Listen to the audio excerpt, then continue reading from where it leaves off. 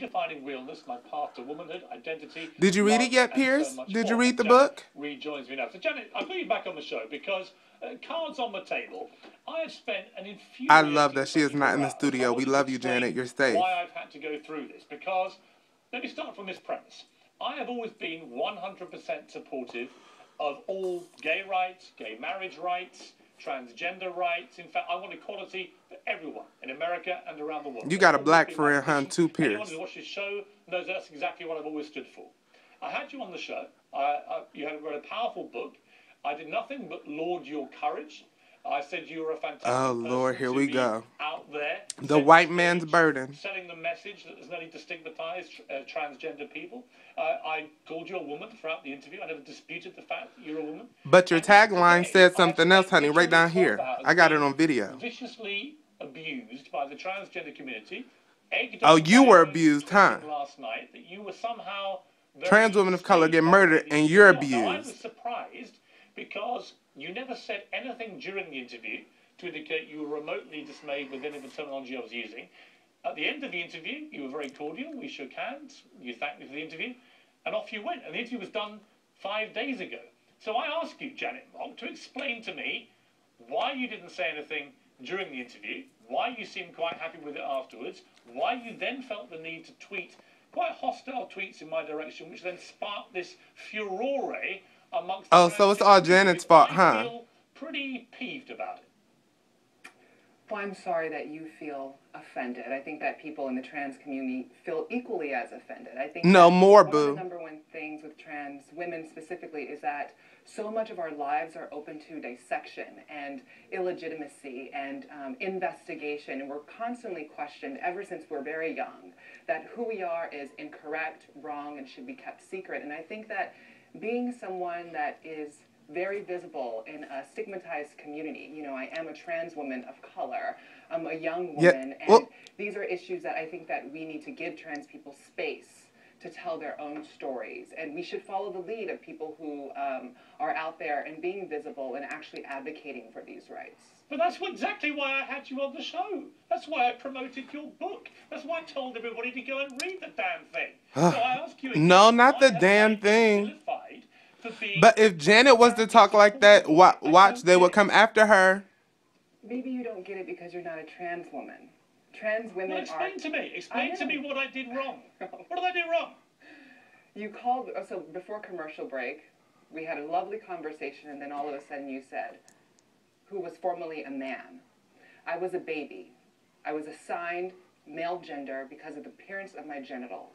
As I grew up, I discovered my girlhood, I discovered my womanhood, and I proclaimed and defined myself for myself, as Audre Lorde says. If we do not define ourselves... Why didn't he correct me at the time? Why didn't he correct me? I did not because I was scared. If you felt that strongly. I did not because I was scared. What? Scared of you, white man, George Zimmerman. Probably incorrect of me. I wanted to be kind, I wanted to be generous because I was appreciative of having 2 segments. Look at you yelling at her now. It was my first major appearance. That's probably why she's not in the studio now. Who wrote her first and I thought you were terrific, by the way. And I thought it was a terrific exchange too. I think that, by the way, I love that you told me that I looked like Beyonce, that you said all these amazing things, and that was great. Honestly, but I think that also being offensive and being kind are not mutually exclusive things. I think that we can be have great intentions and be good people, but also be ignorant and have a lack of understanding about these issues. And a lot of these things, especially for trans women, are about understanding. It's about understanding, and intention is great, but we also need action.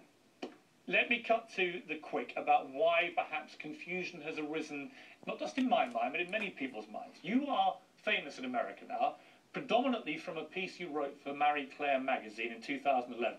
Actually, I did not write that piece. I didn't write that piece. But it's in your words. It's a first-person piece by you. You didn't read the book. Title, just like I did not choose a title on the title cards that were underneath my name in the segment, or the tweets that went up from the show. Okay, I don't want this to be a hostile encounter. I really don't. There's still now you don't want it to be a hostile encounter. I appreciate However, this is the piece that I've got in front of me. It was the piece that made you famous. The headline is, I was born a boy. Right? Now, maybe you didn't write the headline, so I read the piece. Okay, you talk about going through gender reassignment surgery, a sex change. Though I have been born a boy to my native Hawaiian mother, that's the first page. The next day, there were only dolls okay for me, a boy, to play with. And then another reference here on the last page, something about my past to share with you. This is in the conversation with Aaron, who's your boyfriend. I calmly said, I was born a boy. So I can kind of give you, you weren't right in the headlines, but do you really expect me to believe in a piece you personally signed off on that made you famous, in which you repeatedly call yourself a boy? I actually did not write that piece, Piers. I also wrote a follow-up piece, an essay critiquing that, just like I critiqued this episode. I read that. And in the book, I also, in my introduction of my book, I talk about how that piece was so problematic. And it's problematic because we don't let trans women say who they are. We need to just follow trans women and let them say who they are and believe when they say that. And if we hadn't have made a big fuss last night, I was not engaging today. Would this be on there? This is what change looks like, everybody. To make this a positive experience, and I want this to be a learning experience. I want allies. I want allies like you and supporters like you to continue to support us and to continue to give us space on your show. I don't want other people to be afraid. And these are touchy issues, and they've been around since the 1950s. Let me say something. I do support you. I couldn't have made that any more crystal clear yesterday. I continue to support you. You could have made that more clear, Piers. You're not owning up to what you did. Transgender rights. Gay rights are not transgender rights. I just came to thank you, Janet. Transgender. I was halfway through. But it has nothing to do with gay rights. Don't interrupt me. Gay rights and trans rights are not the same things. I didn't say they were. I didn't say they were. I'm simply saying I believe in equality for all. Whether you're gay, transgender, whatever, I don't care. Right? I've always been completely supportive. I think that's great. You haven't, Piers. You have not been completely supportive. A lot of time posing for pictures with them. You called us idiotic and dim-witted, Piers. She also appears, after all this time she spent with you as journalist, to be labouring under the massive misapprehension that you have repeatedly referred to yourself as having been a boy who then went through gender reassignment surgery and became a woman. Now, that is perhaps where the confusion lay, because that's the original piece that sparked all the attention about that it. That piece should not have been the basis of our interview, though, Piers. I wrote the record of my life. I wrote it. It took me 3 years to write that. It took me years to be the first person in my family to go to college, to be able to have access to those resources and to write this book and to live my life. And my entire life, I've been told that who I am is wrong and should be kept silent. And so for me, that Marie Claire piece is not the basis of my life. My life is in Redefining Realness, this book that is a gift, not for me.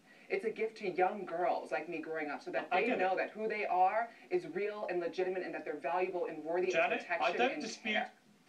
But Janet, we have a moment there of absolute agreement. I don't dispute anything that you've just said. I simply ask that if I'm being vilified for repeating something that has, from the very start of your media profile, if you like, has been which I critiqued accepted in the opening of my book. You've made that very clear. 10 pages in, I critiqued that piece. Here is my point. Why is it? Explain to me. Let me learn something here.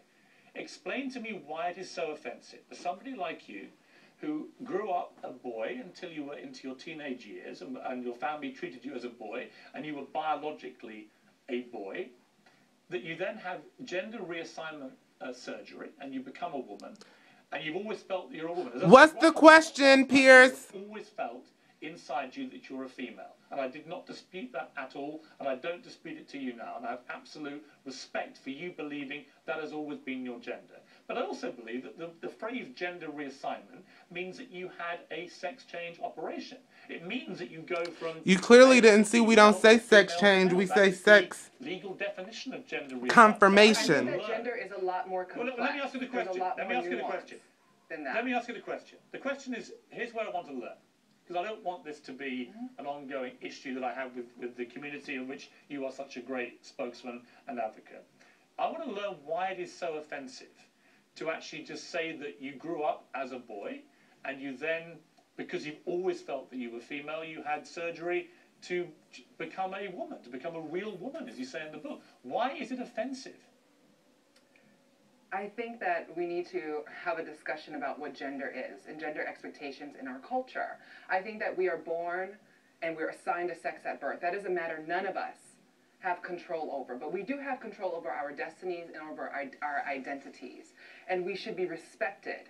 It's not about the past. It's not about what surgeries I may or may not have had. It's not about how I disclose my gender to people. It's about who I am right now. I'm Janet Mock. I'm author of Redefining Realness, and I'm a fierce trans advocate.